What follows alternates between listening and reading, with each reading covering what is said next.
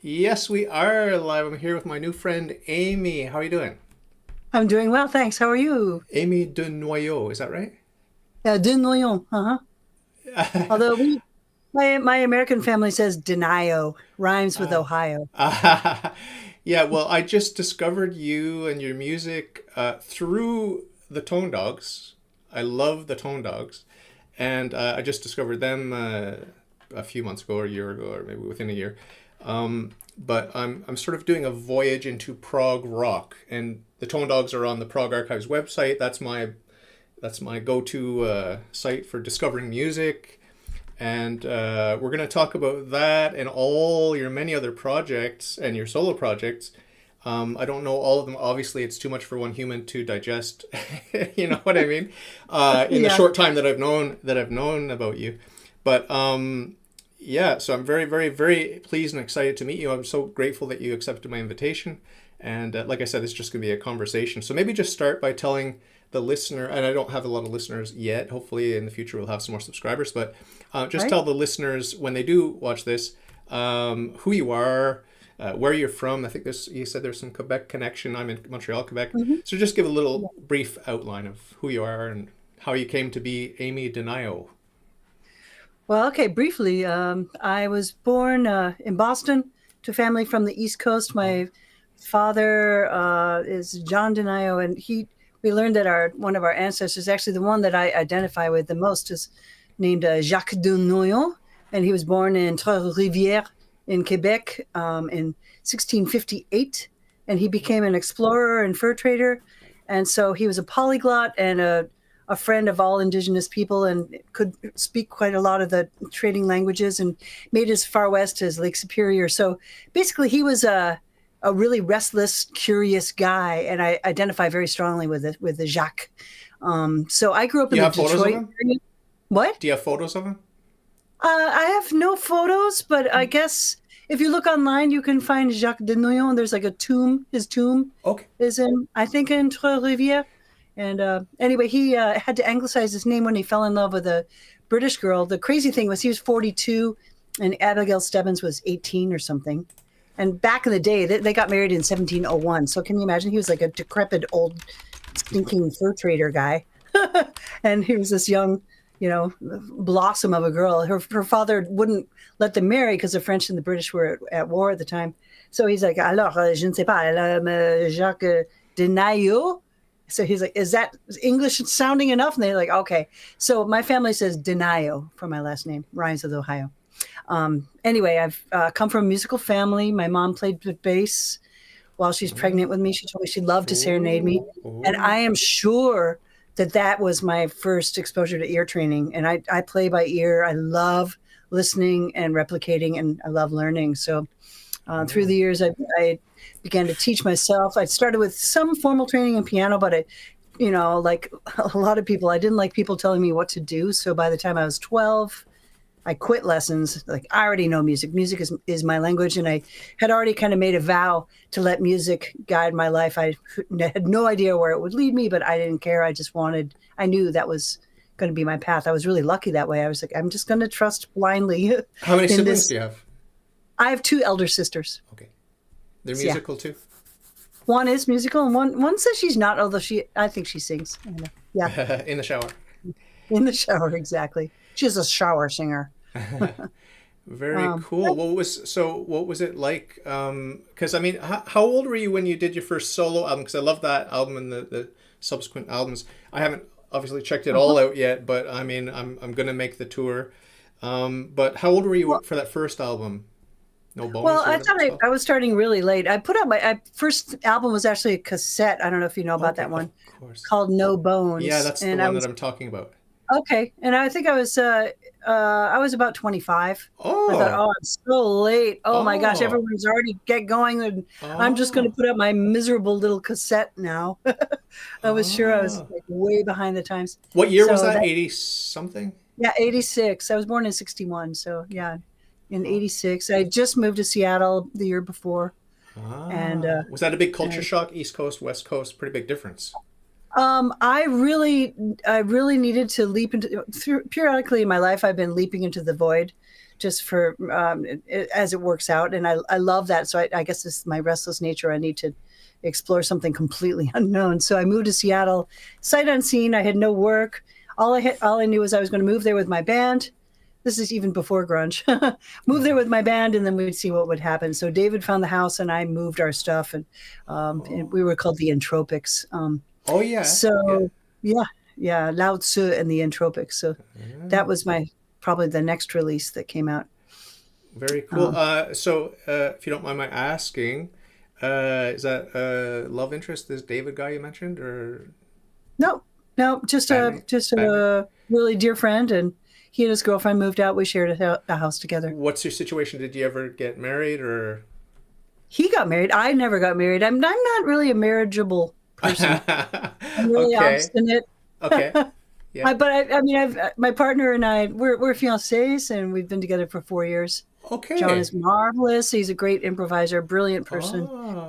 And I don't know about the marriage thing. I think this is not an institution that's necessary for me. Okay. So. And I'll check out his music. What's his name and what's he do? His name is John Davis. Okay. And he is. I have a record label, and I keep threatening to put his stuff out on my record label. At the moment, I don't. Is that Spoot? He might have, yes, Spoot Music, exactly. He might have some things on SoundCloud. Okay. And I'm not sure if he goes by his moniker Grits Poppy, GRITSPABI. Okay. Okay. I'm not sure. But your impression is he doesn't have a lot of stuff out? He has an amazing amount of stuff. He's really into Ableton and creating crazy loops. He's a lot like one of his greatest inspirations is Dilla, the way Dilla transforms beats so it's not just absolutely metronomic. Okay. So he's got this wonderful freewheeling sense of music breathing and changing, and like we don't have to follow the rules, which I of course appreciate. Yeah. So, I kind of want to clean up the biography and then move on to more general topics. So let's sort of, I'll let you fill in the gaps with what you think the highlights are up until today musically. You could spend days doing that, but just spend 5 or 10 minutes doing that. That would be good. Well, I guess an important thing that occurred to me right after, I did go to college, Hampshire College, and also spent a while in Colorado Springs. But generally, I'm self-taught, and the wisdom of the day was you have to specialize to succeed. And I remember distinctly deciding I'm not going to specialize. That just sounds awful. I'm going to be a generalist. So I became a multi-instrumentalist, and I found that each instrument brought out a different kind of aspect or color of my musicality. So that's been really important from the get-go. So more about the spirit of music than the technical perfection of music. That's been my my approach. So I started as I had the Entropics I was living in Northampton, Massachusetts after college, and nothing was going on. I was a waitress. There's nowhere really to play innovative music. And the drummer in this funk band I was in came back from Seattle from a wedding going, this city is amazing. There are all these clubs and all these cultures there and all this kind of music. And there are all these musicians looking for other people to collaborate with. He showed me this music magazine called The Rocket, and it was crazy. There were pages and pages of, I play metal, but I'm looking for someone who likes the Carpenters and wants to merge the Carpenters with metal or whatever, just different interesting combinations. So I said, I have to move to this place I've never seen. I just have this instinct that it's going to be great. And I swear, all the doors opened as soon as I moved there. Seattle became a city of cross paths, and just uncanny things kept happening. Quick question. I can't before I forget, because I've got a bit of Alzheimer's. Not really, but it's just scatterbrain. I have to ask you about Kelsey Grammer. Do you like him? Have you met him? Have you watched his show Frasier? Oh yeah, not really. I may have said his name wrong, but you know the guy, right? Frasier. Seattle. Yeah. I don't know if they filmed it in or around Seattle, or if it's just set there. I believe they did. Yeah, I believe they did. Yeah. So no real connection there? No, really not at all. No, that was sort of a parallel universe situation. Okay. That's the only thing I really know about Seattle. And it rains a lot. I've heard it rains a lot. But it does rain a lot. They call it the Emerald City. Oh, okay. And then I saw a bumper sticker once that said, if Seattle is the Emerald City, that refers to the Wizard of Oz. I don't know if you know the... Love it, yeah. Okay. not everyone knows it. But anyway, so if Seattle is the Emerald City, then Toto must be a slug. Anyway, the little dog is like, because there are slugs everywhere. Oh, really? Oh, okay. So yeah, continue with the biography. Sorry to interrupt. I do like Fraser. Actually, I stole some of his music to make my theme song for my last podcast, and some people noticed it actually. But so continue with the biography. So I moved to Seattle with my band, the Entropics. And we did well. We actually played in Vancouver, BC for the Expo, whatever that was, 86. And we were embraced instantly as we were a very strange band we bought a double kick drum drum set. And we both played drums and other instruments at the same time. That was kind of what we called ourselves, a four-legged band. Oh. And we did pretty well. We made an album and this kind of thing. And then I'd been hearing about this bass player from Portland, Oregon, which is about 2.5 hours south of Seattle. It's more or less in the region, let's say. And his name is Fred Challoner. Everyone kept telling me, Amy, you play the bass. You got to meet this amazing bass player from Portland. You guys would really get along. So we chatted on the phone one time. I finally got his number after a while, and he's like, well, yeah, sure. Why don't? Maybe I can come up to Seattle and we can just jam. So he did. He took a bus up and we got together, and I prepared some tidbit ideas, and so had he. And by the end of the first evening of that first meeting, we were like, oh my gosh, this is going to be amazing. We need to make a bass duo.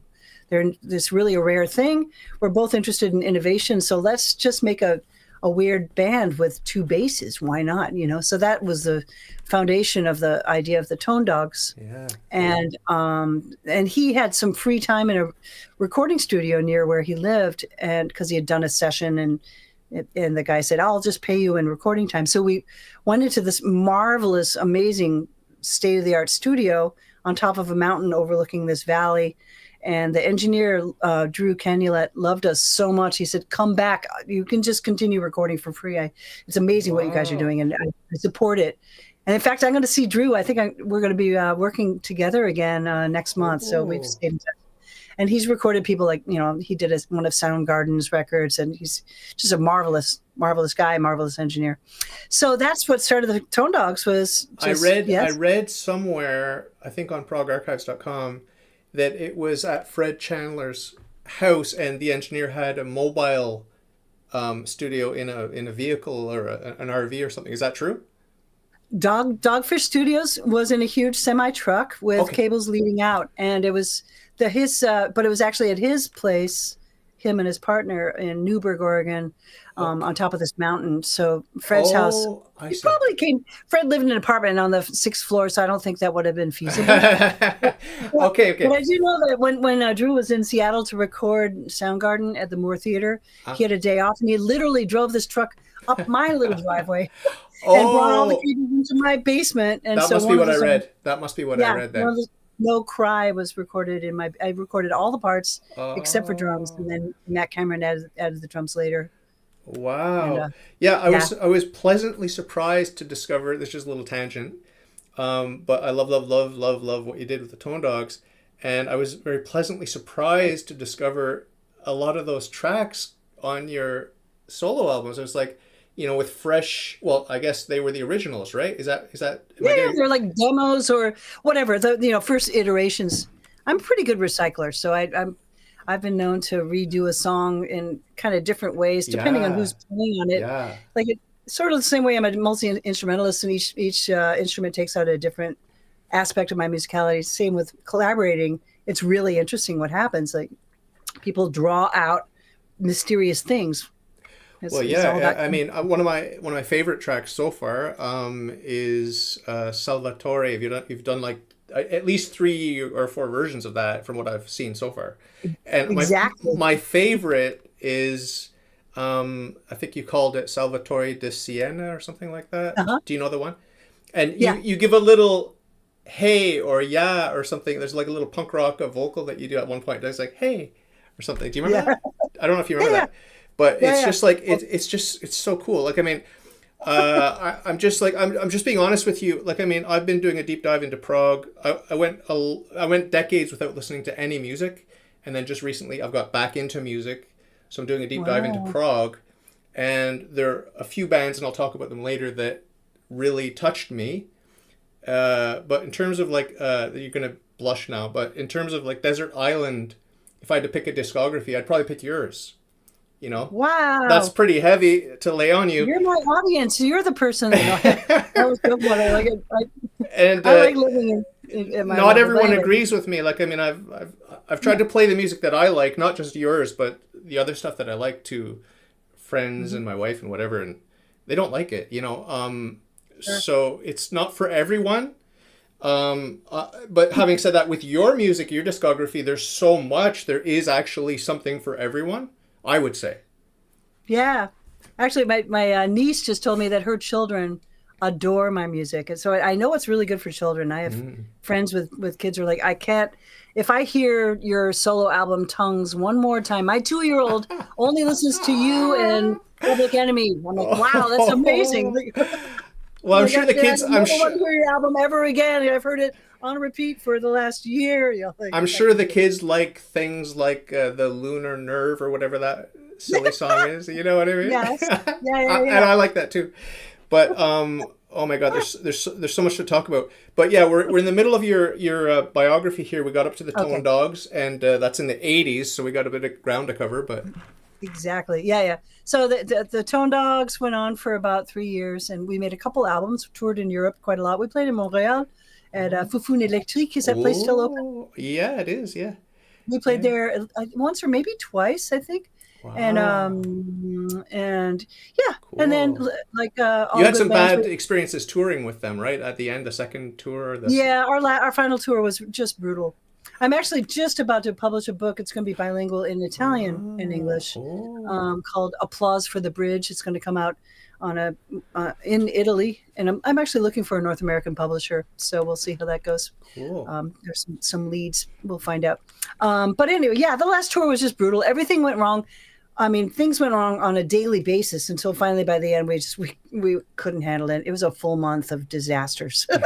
So we're like, you know what? The whole thing about like nature and forcing things against their nature doesn't work. So that's what we felt. Was like, you know, this is not happening. Like, there's way too much effort to make this happen. So let's go do something else. Take the hint. Yeah, exactly. Yeah. And it's not like you crawled into a hole and never did music again. You've been very, very busy. So no, you know what I mean? No. So I kind of did solo things for quite a while. I mean, by that point I'd had a full-fledged, very lo-fi recording studio. So I just kept making songs. In '88, I started an all-women saxophone quartet that first was called Flemme Fatale, and which is terrible. Instead of Femme Fatale, it was Flemme Fatale. And that was a terrible name. I thought it was great, but no one else did. Like PHLEGF? Yeah, Flemme, like Katter, you know. Wow. Like Hocking Loogie Fatale. Fatal. Yeah, Huck to it. That's what we should have called it. That's a great name. Have you got a meme coin that we can invest in? Well, yeah, what to do it. So anyway, the Tiptons, we renamed the group after a person. We discovered that this saxophone player had just recently died in the state of Washington. Oh. And his name is Billy Tipton. Yeah. And when he died, unfortunately, he died of a bleeding ulcer and was probably in a lot of pain for the last part of his life. The EMT said, this man is a woman. And so it came as a great surprise to his family. I mean, he was married 5 times, and he had 3 adopted sons, who had no idea that their father was actually born a woman and was still a woman. And so the story came out that this young woman in the 30s was a saxophone player, had auditioned. Was really pretty good. Auditioned for a big band. They said, well, you play okay, but no, you're not hired. And then saw that the band a month later was still looking for whatever it was, tenor sax or whatever.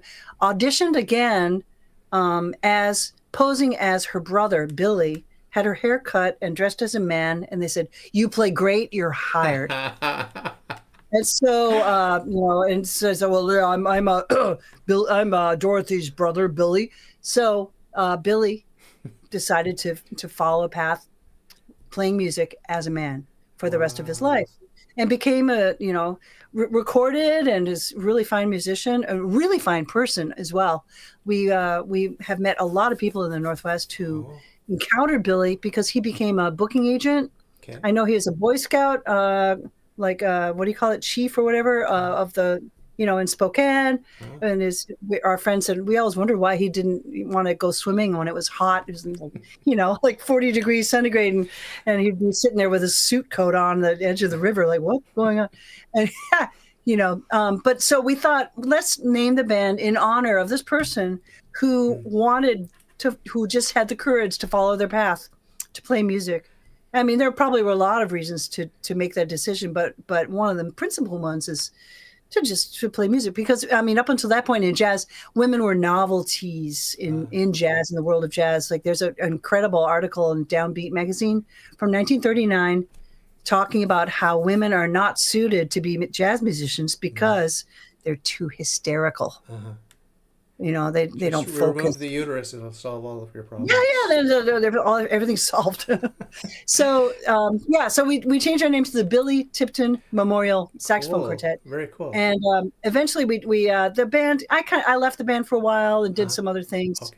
We had some, again, personal problems. Bands are like complicated marriages, and you think it's bad with two people, try 4 or 5. It's like, everyone has different needs and going in different directions and velocities, and it can be a real disaster. It's a challenge to keep communication clear and ego free. I mean, in general, right? So then you add to that ego and past experience and future goals, and then when they're not all matching up, it's a fine mess. So I'm going to jump in here. What? I'm going to jump in and ask you about jazz, because it's one of the things that I think you're most famous for is the jazz stuff, right? I think. Which is funny because my parents played jazz, and so I vowed at age 20, like, I'm not going to do jazz, no way, but because I play saxophone, I'm a jazz musician. So I'm like, okay, well, I was inducted in the Seattle Jazz Hall of Fame in 2014 or whatever. Like, I guess I'm a jazz musician, no matter what I try to do differently. Like, people, to understand things, people like to liken something to something else, right? To categorize. Yeah. And so there I am in my little niche. I don't think of you that way. I hope you know that. I don't think of you as a jazz musician. I do not.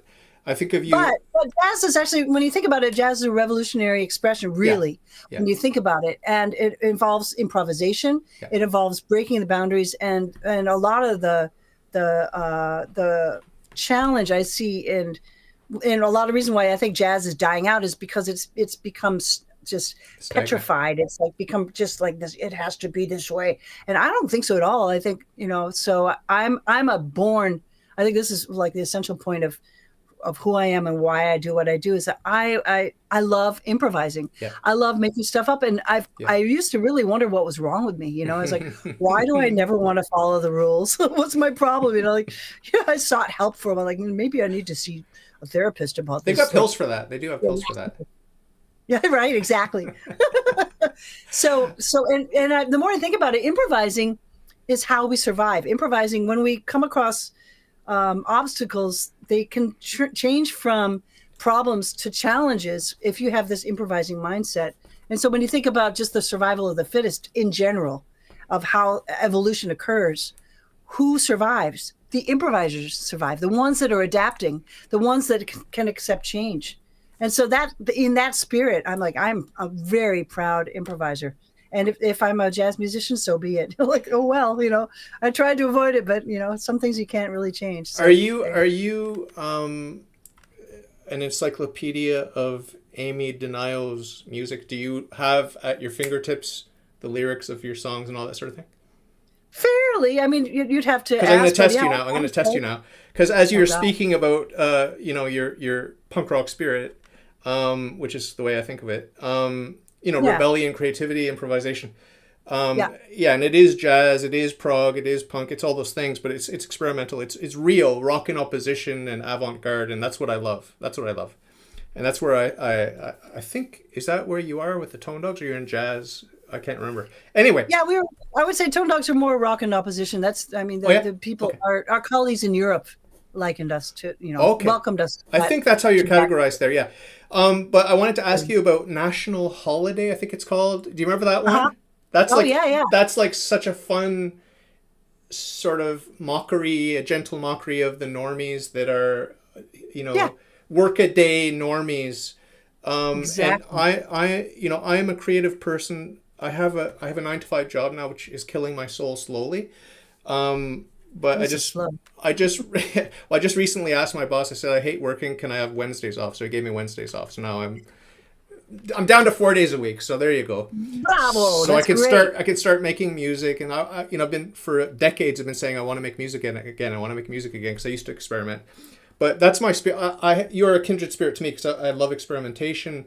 The only difference is I'm not really a musician. I don't really have any skill with musical instruments, but I play with software to create compositions, stuff like that. That's But great. That sounds fun. do you remember any of the lyrics of National Holiday? Could you just give us a little hint about what you said there? Because it was so funny and cute. Well, I remember. I mean, I really improvised that whole thing. I remember Uh, I did make some notes because I when's was the like, last time you listened to it? oh, I don't know, like years ago. Decades ago, Really. or Yeah, probably decades ago. But it was actually sort of a love song, and so oh I did it in honor of this person I just met, who is oh Steve Fisk, who's a fabulous engineer oh and musician in the Northwest. And so I randomly had met him getting gas on my big move from the East Coast to Seattle in the U-Haul truck. We stopped for gas in Ellensburg, and I had I had one piece of paper with 2 numbers on it to call when they were both musicians. And I was like, oh yeah, Steve Fisk, my hero, lives in Ellensburg. I called, he said, come by, I'm working in a recording studio. So we met and we hit it off. And so we dated that summer. And so I made the song says as like an ode to him. And so anyway, but it starts out, well, if you're just a normal person, you'd sit around and drink coffee in the morning. It's like, I remember just thinking about, I'm just going to make up this song about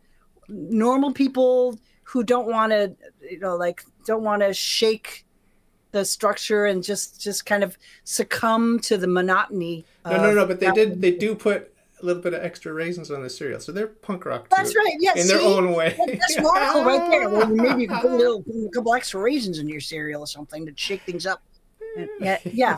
So It's pretty cool. So yeah, I mean, I just want to get it off my chest, sort of confess my love for you or whatever. But it's like, the way that you touch me is not through the brilliant music. I love the music. A lot of the music I love, but it's about you and your voice, the way you use your voice, and the way it touches me is because you're cute, you're silly, you're quirky, and you're free. So it's just rare. It's rare to find that in music, because I listen to a lot of music and it's good, but it doesn't move me, it doesn't touch me, and I know that it's good. But it's the humanity, it's that realness, and that there's a vulnerability, because correct me if I'm wrong, but it seems like you don't take yourself too seriously. Am I right? that's correct. And really, it's important to me to remain as playful as possible. Yes. Because that's Yes. what makes life amazing. Because we play music, right? We're supposed to be playing music, Exactly. not working English music. works really well. Playing and playfulness is essential for the human spirit to shine, I think. Yeah. Do any of your songs, if you listen to any of the music that you have sung in, and there's a lot, solo or otherwise, have you ever been moved to tears by your own vocal performance, or does that not happen to any musician, vocalist? There are moments. I would say not exactly, but I've had experiences. Like, for example, there's a song I collaborated with an Austrian chamber octet called Die Knödel. Really? They're pretty famous. They're amazing. They're incredible. And they'd asked me if I had composed for them. I said, I just finished this project, and I'd done it for an 18-piece chamber orchestra in Seattle. We only had 2 rehearsals. The music was okay, but I was totally self-taught as a composer at that point. I had no idea what I was doing. And so I knew that it could be better. And so when they asked me, I was like, hey, I found funding, and I actually brought them from Austria to Seattle, and we performed, and I redid the music. One of the songs is called Long Song, And the whole music, all the pieces are inspired by the Invisible Cities. Do you know that book? No. By Italo Calvino. He's a really incredible, surreal Italian writer. And so Invisible Cities is purportedly conversations between Marco Polo and Kublai Khan, in which Marco Polo acts as the eyepiece of all the lands that Kublai Khan has conquered, right? So and Marco Polo is describing each of these cities that he's crossed. And they're all unique, each one. And so the book is in just a page or two describes all these different cities, right? It's a crazy book. First time I read it, I could barely understand what was going on. But the second time I opened it, I'd gotten some support from different arts organizations. Like, what can I do? Oh, I need to look at that book again. And there were so many things that resonated the second time I looked at this book. And one of those things was talking about going to a new city where you knew no one, but you look and there you see this random person selling bread or something like that, but you see your beloved friend in the spirit in their eyes. And that beloved friend has actually died, but somehow their spirit is living on in the eyes of this complete stranger. And so, and there's this whole kind of, at least for me, this meditation on, if you love someone, you maintain a contact with them no matter whether they're alive or dead. And so and that was sort of feeding my idea that, or my prayer, let's say, that may the love outweigh the loss. I think that a lot. Like I think that if we forget people, that's really a shame. Like our connection with people doesn't have to stop when people die. It's still there if you still hold them in your heart. So that being said, I was on tour with Deacon Nettle in Austria. We actually got invited to play a bunch of really beautiful halls and stuff in Austria. We were in Innsbruck, and the bass player's, her name is Alexandra, her sister had been suffering from cancer, knew that she was going to go. She had even written her obituary. And as it happened, she died on the day that we performed in her hometown in Innsbruck. And so her sister said, Alex said, hey, we should do this concert anyway. I know she died today, and I'm in terrible grief, but we knew she was going to die. And so let's do this concert. In this song, long song that I'm talking about may the love outweigh the loss, the song ends with just a little bit of accordion, very simple accordion line, and a bass. There's like a duet. And that was me and Alex in this hall.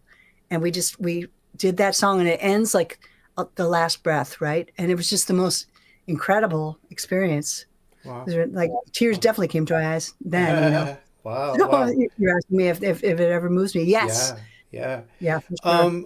I haven't really discovered any sad songs from you yet. I'm sure there are a couple in there somewhere. Can you think of any other than that long song? I would say look at I have a digital album that I put out in 2021. It's called Pandemonium. Okay. And and so when the pandemic started. Oh, okay, with the pandemic. Okay. When the pandemic started, I had this, I was keeping close track of the numbers of infected and dead of COVID and all that in our area. And everyone's like, no one knew what was going on. Right. And so I was like, oh, King County, what's going on in our canton, And so at a certain point, I was like, wait a second. I had already come up with this concept of a musical alphabet, where I have an alphabet and I have. I saw a notes. YouTube video where you're looking for your whisk. You didn't find your whisk. That's the one. Okay. So I had that concept, and I was like, well, why don't I do that with numbers too? So cool. I wrote down the numbers of infected and dead in King County, and I came up with a tone row. And I was like, okay, and I created this really spooky song. And so anyway, and then I thought, well, that's a really cool thing. I think I'm going to just keep track of. I made a list of all the places that I'd lived in my life for more than 1 month, all over the world, Taipei, Mumbai. Like Colorado Springs, whatever, like just different places I've lived. And I would write whenever it came to me. And I would look up the number of infected and dead and then use those numbers, turn them into notes and make music, kind of thinking about what was my mental state at that time, how old I was, how much experience I had, what my dreams were at that time, what my, just all the things that made up the experience of living in whatever town that was. And so Pandemonium is kind of an ode to all these different places. So Detroit is there. I grew up in Detroit. My favorite though is Dublin. It's not a sad song, but many of them actually are super dark. How many tracks on that album? Oh, I don't even know. I'd have to look. I think they're. I don't know. I have to look. I can tell you in a second. But are they generally longer songs or short songs? Yeah, they're longer songs. Yeah, it's. I think there are at least 15 songs, maybe. Oh, okay. Maybe. Oh yeah, wow. It's a major. I love it. I really. It's it's very for Prague. It's deeply in the world of Prague. Cool, yeah, cool. So it's called Pandemonium. And there's a lot of. And it's on my Bandcamp page. There's a lot of vocal on it. You put a lot of vocals tons on of vocals. Okay. Because that's what I'm really after with you and with music generally.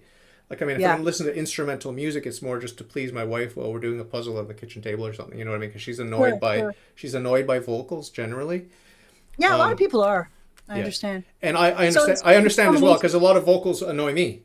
Yeah. And it's a very personal thing. I tried to listen to some female vocalists. I thought, hey, I like Amy Denio. Maybe I should check out some other sort of avant-garde jazz singers or whatever. And it didn't. Maybe I need to spend more time with it, but it didn't touch me the same way. But maybe you have some suggestions for me now or later about if I like you, I might also like. Not that you want to send me to the competition there, but. Oh no, it's fine. As vocalist, I have to ponder on that. Yeah, someone who's quirky and silly. The same way, like. Yeah, it's a little tricky. You know who you really should check out though is Anna Homler. Do you know her? She was one of the names that I found. Okay. Yeah. She's an American, but she sings in invented languages. Yeah. And it's really odd. Actually, I heard tell that this collaborative album that she did, I'm on it. I collaborate with her, and a bunch of other people will be coming out at some point soon. If you like improvised music, there's a really great label based in the Northwest called Right Brain Records. They're on Bandcamp. Okay. And that's actually where you can find all of my music too at amydenio.bandcamp.com. We're gonna check that out for sure. I know you've got your discography for sale there at 60% off. Yeah. Right. Yeah. Exactly. If you have, because it's like $300 Canadian. So if you want to send me like a little private secret extra discount code or something, I'd be definitely be interested. Be interested. Tell me if I mean, there's a lot to go through, but if you have any particular wishes, let me know, because I have download codes I can easily share. It's no sweat off my back. Okay, that's cool. Because what I wanted to do, I mean, I was going to tell you this at the end, but what I really want to do with one of the things I wanted to do with this podcast, we have many projects. Like right now, we're doing Punk Month, so we're just doing punk. And I know you're in a punk band. What's it called? Culture Shock. Yeah. We'll talk about that too. But But what I really want to do, there are many things I want to do with you. One of them is I want to play as much of your music as possible on my podcast. Okay. Thank you. So I don't know how you feel about that. Like, is that good, bad, or okay? No, please. I mean, whatever resonates with you is fine. Yeah. And the other thing, this is asking a bit much, but I'd like to collaborate with you. It's like I'd like to send you some stuff, or see if you could do something. Do it. Or you send me something. I collaborate with people all over the world. I have a studio right here. Like I see that. I see it. You're very open. You're very open. Yeah. You're very open, and I'll send you some of my quote unquote music or whatever. And you don't have to listen to it, but it'll give you an idea sort of what I do. And then I'll just overdub over it, not listening to it. That's what I'll do. No, I'm just joking. So, but it's that would be really cool, especially if I could get some of your voice or whatever. But I don't want to treat you like a commodity. Like, I want your voice. Give me your voice. It all depends what's going on. Right now, I'm especially slammed. But for example, I've been collaborating with this guy named Sergey Senchov or something. I'm not. His name is in Cyrillic, and I do read Cyrillic. But anyway, he's on Bandcamp too. Okay. And he also goes by Tunga, Tunga, I think, on Bandcamp. He's in Ukraine, and he's an experimental musician, and he has been collaborating over the last 2 years with people all over the world who are experimental musicians. Cool. And he's been releasing music from Ukraine. Cool. It's like mind blowing. He's so cool. Cool. And it's really strange, dark, beautiful stuff. What we could do? He asked me, well, just sing and send me your voice and I'll do something with it. I'm like, okay. So I spent 15 minutes and I just vocalized and I sent him a recording. It would be even easier to collaborate with me, because what we could do, like, to make you feel comfortable, like, you have some old tapes of just your voice, no matter how crappy you think it is, and there's but it's just voice, there's no instrument behind it. If you're comfortable letting me play with it and then send back what I did with it, and then you could be like, oh no, I don't want anyone to ever hear that. Or you might say, yeah, that's okay. We can work with that or something. You know what I mean? So there's no effort for you. You just send me some vocals that you already have. Yeah. Okay, sure. Like from an existing from whatever piece. Or maybe you were just on the phone with a friend, you recorded, I could get your voice. Oh, well. No, but I'm just joking. Yeah, sure, I'd be up for that. Sure. Cool. That's amazing. But I mean, like I said, I work full time, but I just took Wednesdays off, so I'm gonna have a little bit more time for being creative. But we have so much to get through. Let's go back to the biography. You're with the late 80s, early 90s, I think. Yeah. So I talked about this man named Billy Tipton. So the sax quartet, we started an all-girl saxophone quartet. We named ourselves the Billy Tipton Memorial Saxophone Quartet. And then I quit, and then I came back, and we actually are touring the West Coast in March next month. We put out 14 albums. We've collaborated with an amazing kind of punk folk band in Estonia called Indelible. Okay. We've collaborated with a bunch of Italian groups because we play in Italy quite often. We teach workshops on improvisation and comprovisation and whatever conduction all over the world. And so it's a great project. So that's been going steady for like 35 years. Yeah. Quick question. Which of your albums are the least improvised, where you, against your better nature, you did everything by the book with zero improvisation? Or is there any album of yours like that? Not that I'm looking for that. I'm just curious if you had to suffer through that. I would say, well, there's one where I'm a guest vocalist. I see. And this would be the most prog of the kingpin of prog. Chris Cutler is the drummer. Oh, okay. From Henry Cow and original rock and opposition drummer, right? Yeah. He collaborated with a composer from Novi Sad named Stefan Kovac Tickmeyer, and it's called The Science. Oh, no way! I know him from Prague. I've listened to some of his stuff. Wild. Yeah, it's really crazy stuff. So the first Science Group album is called A Mere Coincidence, and. And I literally had these crazy scores. It was the most difficult. It was like chamber classical music. I had to sing these impossible cadences with really big leaps and strange rhythms, and that was completely composed. I don't think I did any improvisation whatsoever. Wow! Well, for sure that. Wild. I have to check that out. And actually, really, this collaboration with Diknödel, I composed every single part for all the musicians. Okay. There's not even really any soloing on it's called Nonno Sopolo. Anyway, if you look up on my Bandcamp page, Diknödel, Amy Denio and Diknödel, there's a kind of a picture of Kubla Khan on the cover. Very cool. Yeah.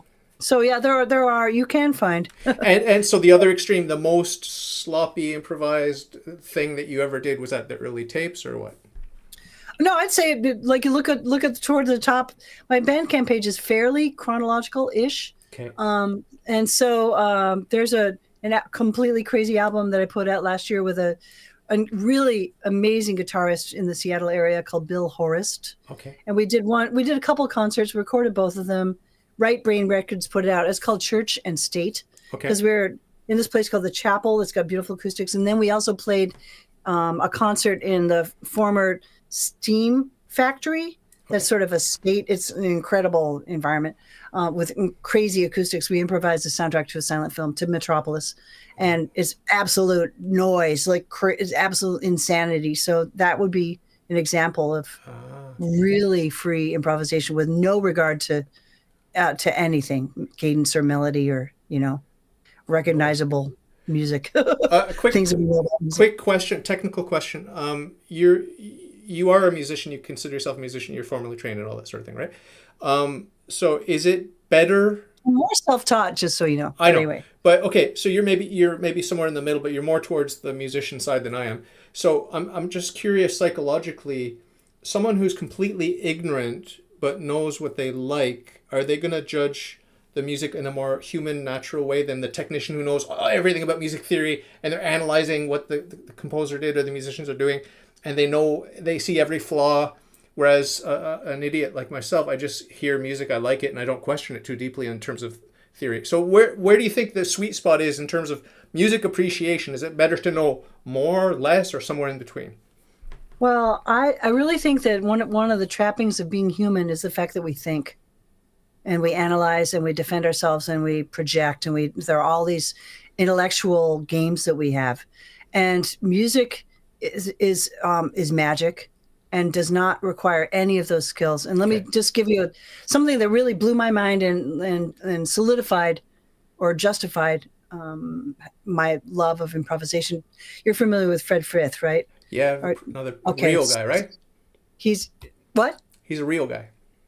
Yeah, well, he's one of my mentors. Like I've been once I heard him the first time I heard him, I was like, "What is this? Is it a bird?" He's like, "No, it's Fred Frith." Like, wow. And then I when I saw him play one time, I said, "When are you going to play in Northampton?" And he said to me, "When you organize the concert." And I said, "When I what?" I was 23. Like, when I what? And I was like, "Wait a second, I work in a music venue." So I asked my boss, he's like, "Oh, Henry Cow, I love those guys. Yeah, bring Fred Frith." So I started setting up shows for my favorite musicians because no one else would. They'd never heard of them, So Fred through the years has been really instrumental in guiding me and encouraging me to do whatever. It's an amazing honor, right? Wow. So I heard at a certain point he'd done soundtrack for a film. It's called Act of God. It's a film, a documentary on people who've been hit by lightning.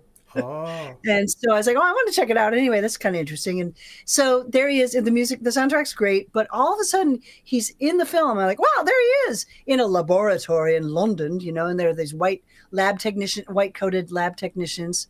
And Fred's got sensors on his head, and he's attached to a lifetime MRI. And they say, "Okay, Mr. Frith, go ahead and play a song." And he's like, "A song? A song."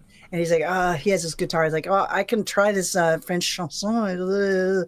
He's like, and he ekes it out. And they're like, "Hey, look, you can see on the screen there, like the musical part of his brain is active as he's playing music. That's the musical part of his brain.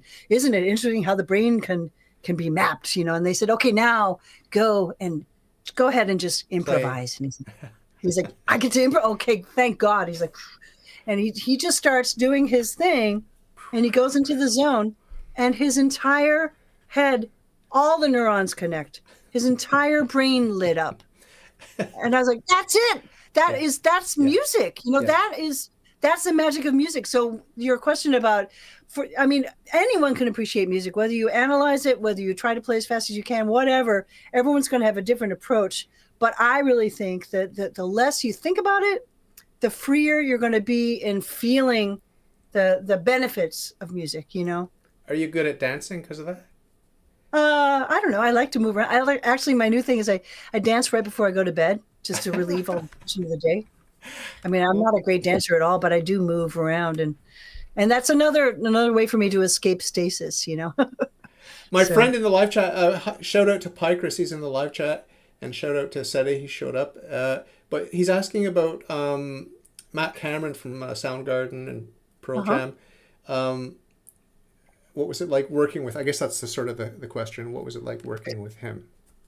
I first heard a band called Skinyard in Seattle. I went to a show, and there were these guys. It was right, pre-grunge, and it was Jack Endino, who later became a fantastic engineer.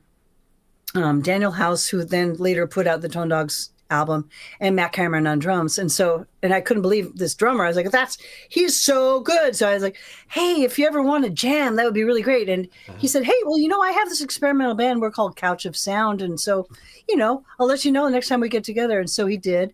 So we started playing as a trio with a surf guitarist. And we had this, and so I introduced my songs into the band, which later became Tone Dog songs, and that's how Matt got on the Tone Dogs recording, because we had this funny little band called Couch of Sound. We play around little shows around town. Can I hear their music online? Yeah, it's on my Bandcamp site. It's towards the very bottom because it's more or less chronological. So look for Couch of Sound. Yeah, we did. I forget like 18 songs in one recording session in one day, live. We just did it live. and just like got the sounds, got the general balance. And Drew engineered that, actually, bless his heart, man. It was brutal. We were really tired by the end of it. It was a tremendous amount of information. I forget, something like 8, I don't know, a lot of songs. Of the two studio albums, which one do you prefer? Just a quick question.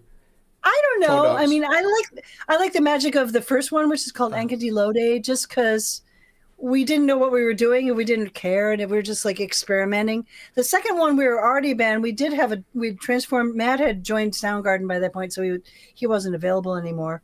But to answer your friend's question, Matt is a gem. He's one of the nicest guys in the world, and still to this day is one of the nicest guys in the world. Like, we still talk. Cool.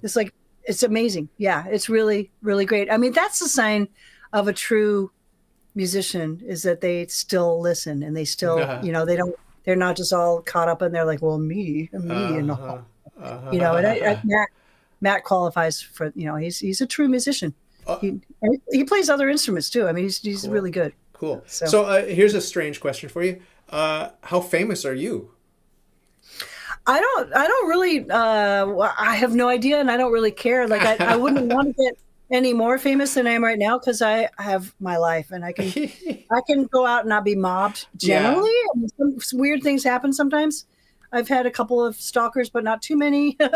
So, and I live actually pretty far away from Seattle now. It takes a couple hours to get there. It's not far as a crow flies. It's maybe like 30 kilometers or something, but you have to get a ferry to get over there and stuff. And so anyway, dedicated I'm really, stalkers only. Yeah, right. So I'm the level of fame that I have right now is fantastic. Like, I'm not overwhelmed. I am kind of overwhelmed by the amount of, I have like 10,000 contacts, and they all write me, and I'm like, I wish I had an assistant, that's that kind of thing. Well, you responded very quickly. I was surprised that you responded to me. Yeah. I try. I may not always succeed, so just so you know. Wow, so that's amazing. So, another really quick question. I mean, I told you it was going to be an hour. I mean, you just tell me when to stop, and we'll stop, okay? Okay. You got a couple more minutes, or you're okay? Yeah. Okay. Because I got a whole bunch more questions, but it would be fun if you came back another time. Like, just let me know in the future if you could ever come back. That would be great, because I have a lot more questions for you. But just let me know. Okay. Yeah. I do have to go on and do a couple more things today. But anyway, let's do a couple more questions. Couple more questions. That Traffic Island Psycho, or whatever it's called. Do you remember that? Did you write that one? I did write that one, and I just passed that actual Traffic Island Friday. Come after a recording session. What's it about? Can you describe? Because it's so touching. The way it twists into a quasi like openness to romance kind of thing with the hold my hand and is he good in bed and all that. It's like amazing. So I used to have a day job, and the day job was that I worked for the world headquarters of Muzak, which is the elevator music company. That was the irony of my life, because I was already like Seattle's avant-garde goddess at that point, and yet I was programming office coordinator at the world headquarters of Muzak. So anyway, we had changed offices, and we were in this neighborhood where I was still riding the bus. So I left the office building, and I had to cross the street to get to the bus stop, but there's a little traffic island there. So I passed a little bit of traffic to get to the traffic island, and I was waiting. And next to me was this absolutely insane guy, and I was kind of stuck because the traffic is whizzing by in every direction. I had to wait for the light, right? And the guy's like, I was like, this is not great. Like, what am I? And that night I told my best friend, I was on that traffic island in Fremont. I was there with a psycho. And she's like, you should write a song about that. I was like, you know what? That's not a bad idea. So that's what started the idea. And this is actually one of the few songs where I came up with this amazing bass line. I was really happy with it. And I was like, I'm going to remember this. And I this has happened a little before.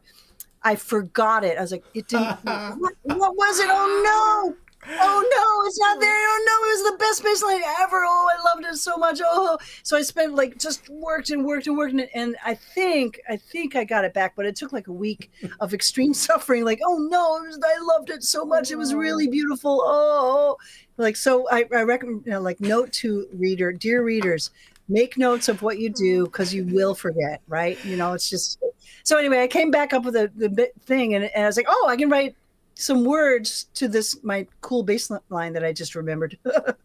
And so I was like, I often kind of think back on experience and think about what was it like for the other person? Yeah. So Yeah. I was imagining this crazy guy that wasn't even speaking coherently, right? What was going on in his head? What was he trying to tell me? I don't know, because he was really just raving, like unintelligibly. So I just kind of conjectured, is that a word? Anyway, so I just made up this idea, like what was he thinking, Yeah, but you said, you said same like, with me, is he dangerous? Like, I just kind of, I did it both ways. Like, what is he really like? If he wasn't crazy, what would he be like, So yeah, because it was very gentle, like you said, like, is he going to hold my hand? It's like, yeah. it's like, So he's in spirit, like getting over my fear. Because for the longest time, especially since the events of September 11th, 2001, where the propaganda was like, be very afraid. Yeah. Do not talk to strangers. I've been like, oh, yeah? Well, I've been talking to strangers my whole life, and now I'm going to really talk to strangers all the time.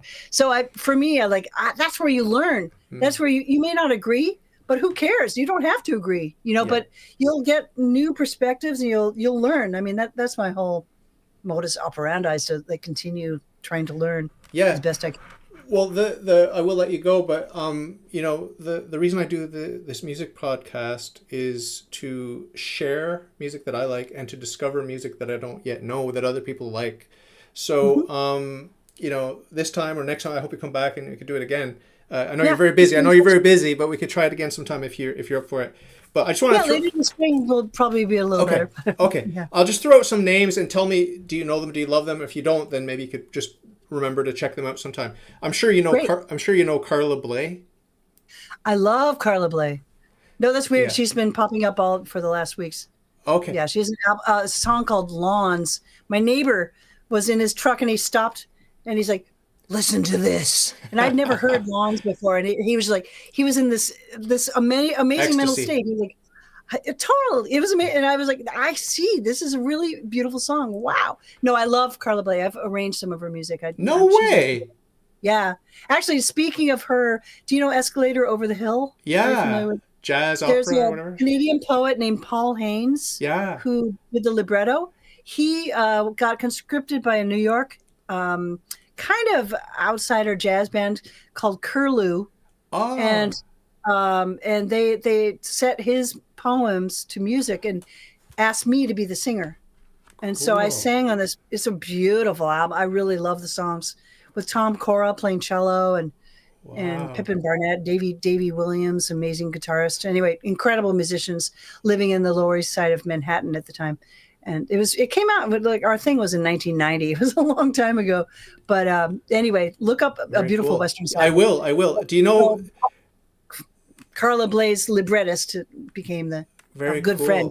I'm going to check. Him I've just discovered it, and I'm in love with a lot of it. Some of it I need to digest. But there's a thing called Funny Bird Song with a cute little girl that sings along with Carla Bley. It's called Funny Bird Song. If you don't know it, you have to check it out. It's so cute. It's so cute. Oh, Funny Bird Song. great. You can listen back to this to hear what I'm saying if you forget. You don't have to take notes. But there's Musique Mécanique or whatever she did, the album Musique Mécanique. Yeah, there's that song. yeah. They're all good, but I like the Midnight Song where the guy's telling that really insane story about where he walks into the room. Do you remember the song? I'm not sure if I've heard it. You will have to go and listen to it. You'll have to go and listen to it. Okay. So you worked with Fred Challoner, if that's how you say his name, right? With the Tone Dogs, but he worked with Hugh Score, which is Hugh Hopper from Soft Machine.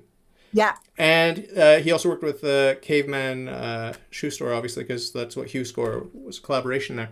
But what do you think about Hugh Score, and what do you think about Soft Machine? And I think it's a really cool music. It's not exactly my style, trip hop, but sort of trip hop. The later album. Yeah. I mean, I really appreciate it a lot. I love that kind of approach of it's like trance music, right?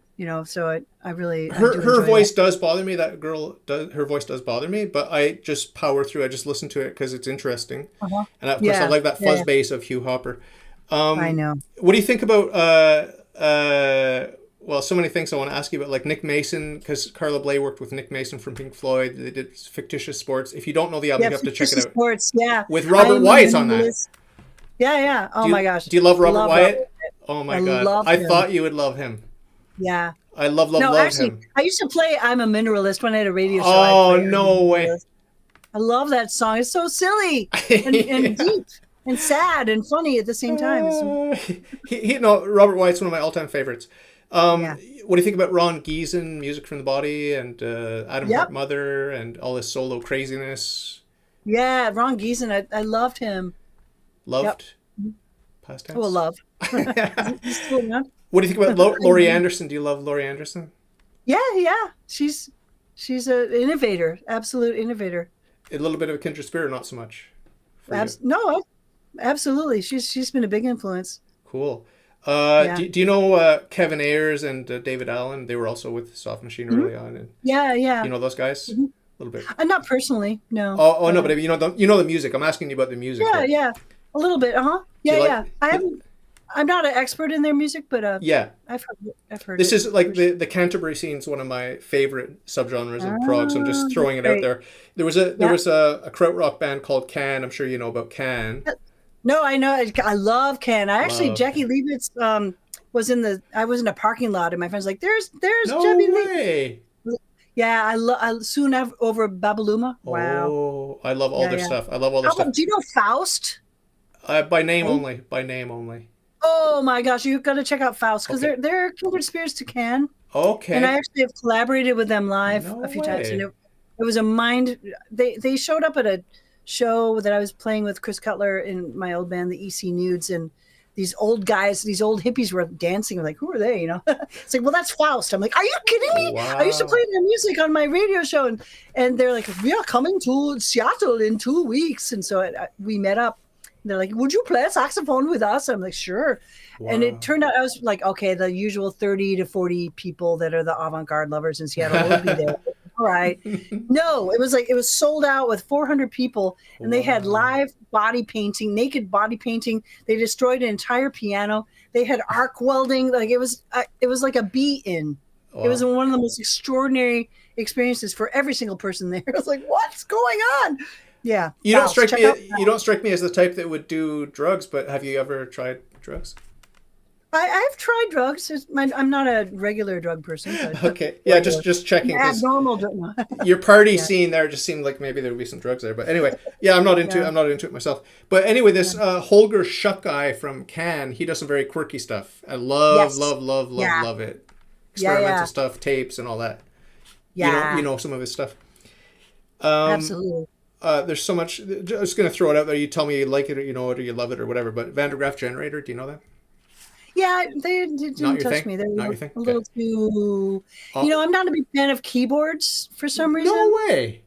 Now I'm getting more into it weirdly. Like, well, I think a lot because John, my fiance, he's a huge lover of Oberheim. He just got an Oberheim. He's like, and it's true. It's they're like transformational instruments. Like you never know what's going to happen. It's really cool. Yeah. So actually, it's It's now one of my I'm favorites. I was going to actually ask you about church organ if you like church organ. I guess not. Yeah, Oh, you do? sure. Okay. Yeah. Oh, Okay. yeah. And Bach and all that sort of stuff. You like that? Yeah. I don't know anyone that Bach- doesn't. I don't know Bach was anyone that doesn't. One of the greatest improvisers. We think that he's a composer, but really he made all that crap up, and people were like asking to try to keep up with what he was doing and trying to write it down because they're like, "This is crazy. What is it?" You think about the time period, people were not doing that. Those harmonies and those chord progressions and stuff. Like what? Amazing. It really blew people away. I still hear it. I still hear it at. I'm Catholic, so I go to Catholic church, and they're actually playing Bach, even though I wasn't Catholic. But it's amazing. But there's that guy Messiaen or whatever, that crazy composer. Do you know about him? Yeah. Wow. Yeah. The Conference of the Birds and all that. Yeah. Did you like Gentle Giant, sort of a prog rock band back in the I day? followed them when they were performing. I heard them in Boston and New York on this one tour. My old band, my prog rock band in college covered just the same, where it's all these different time signatures at the same time. Wow. Heavy stuff. I It's know. amazing. They're like still to this day one of my favorite bands. Yeah, You know why? yeah. I discovered also because there are three brothers in that band. I didn't realize that. Yeah.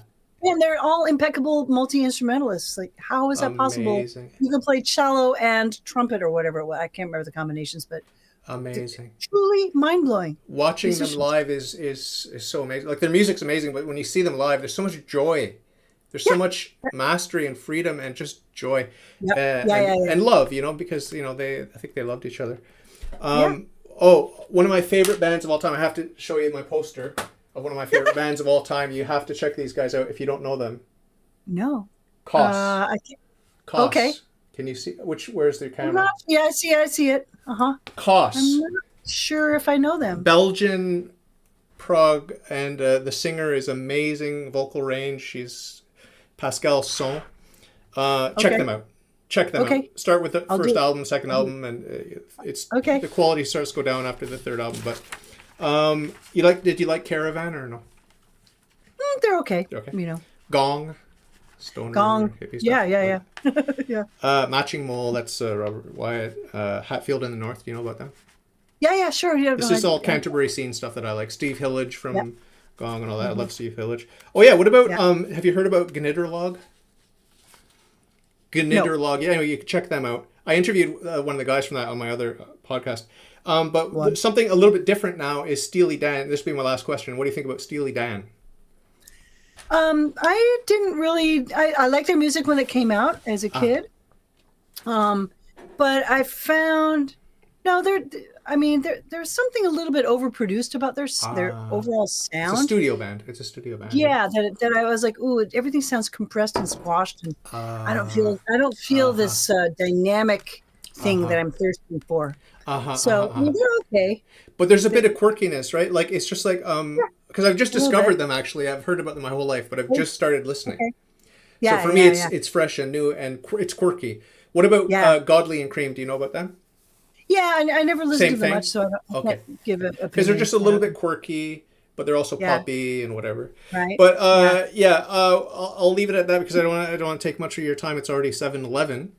But a good way to wrap up, and we didn't really even finish the chronology of your bio, but if you want it for those watchers, listeners, you can go to amydenio.me, and you can find I've done my best to kind of there's a curriculum vitae there and like lists and links and stuff, so you can follow kind of what I've been doing. Any big plans for like a change in direction, or are you just going to keep doing what you're doing, or is there something big and new that you're anticipating for yourself? No, but I'm really excited. Recently, I got some support to record a soundtrack I composed for a silent film.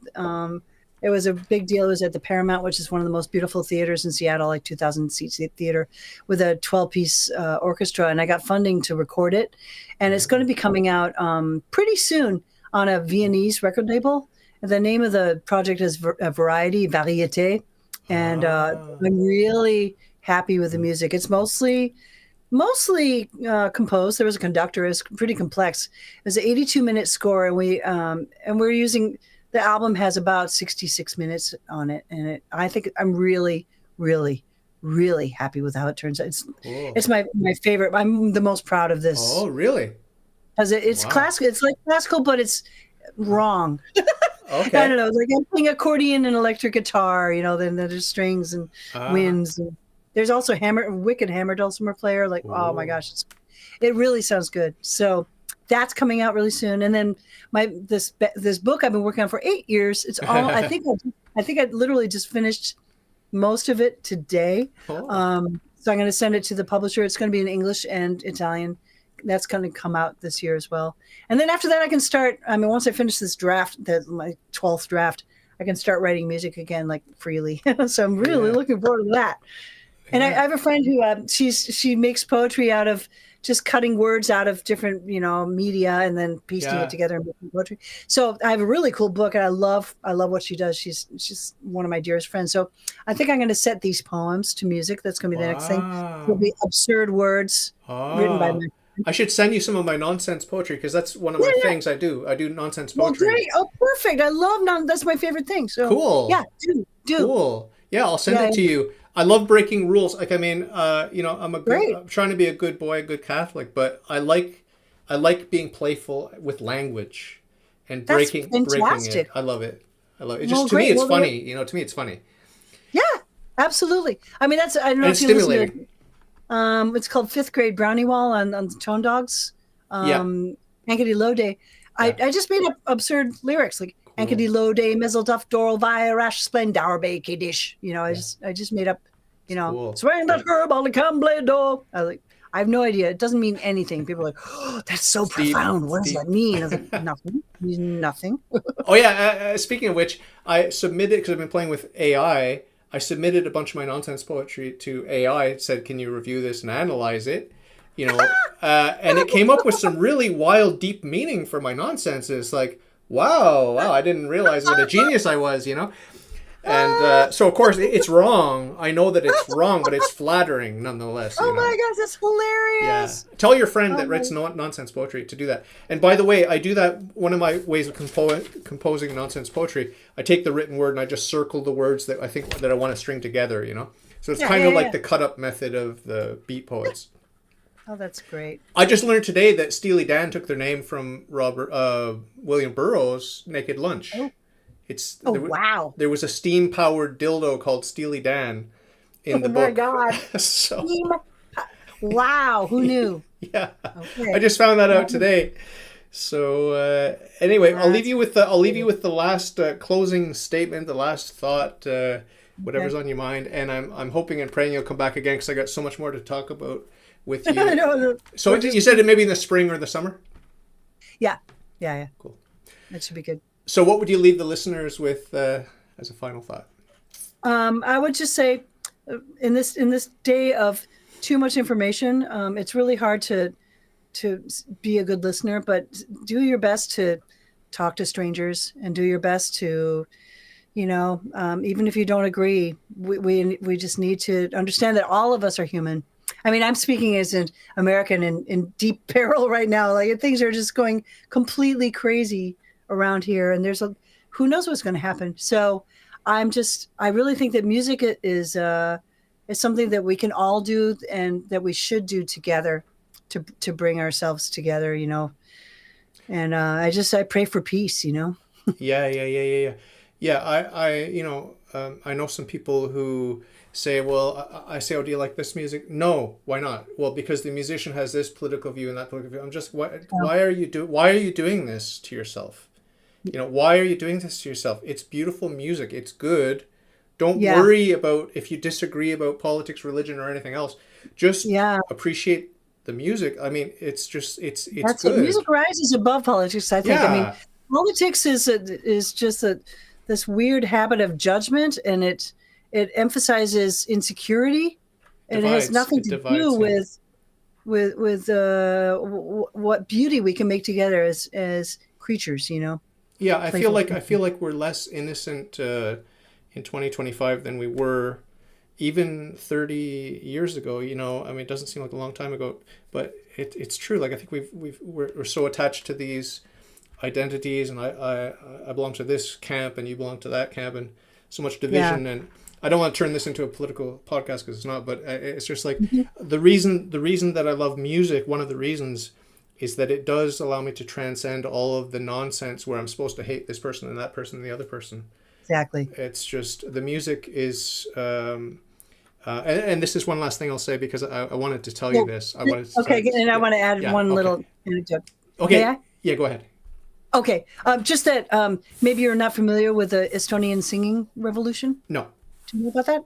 It happened because I did a project there with my sax quartet with this punk folk band called Njezdali, and in 96, in 98, and there was still very strong Russian, presence everywhere in the Baltics. And then there was the Estonian singing revolution. Look it up. Basically, people got together. They repurposed some old folk songs that everyone knew the words. And they changed the words a little bit. And so suddenly tens of thousands of people were getting together in plazas and just singing. Oh. And they overpowered the Russian police again and again. Oh. And like at a certain point, there was a human chain of people holding hands through Estonia, Latvia, and Lithuania. I forget how many kilometers, like 250 kilometers long or something, of people all holding hands singing. And this was enough to make the Russian Russians disband and go away and go home. Wow. So anyway, I just want to say music is a very powerful force. And that's one of our weapons, you know, that we can use to change the world to something better. Amazing. So I've forgotten my other question/comment, so we're going to leave it there on that beautiful last note. And Okay. I really appreciate you, and I do feel like you're a kindred spirit, even though I'm just a little nobody with no talent. And you're No, come on, you're don't say someone that. with a lot of talent. So thank you I for appreciate. coming I'm sure. Thank you for listening. That's what I have to say. on.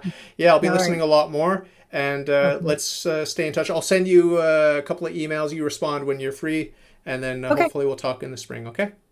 Okay. Sounds good. Love you lots. God bless you. Okay. Bye Take care. bye.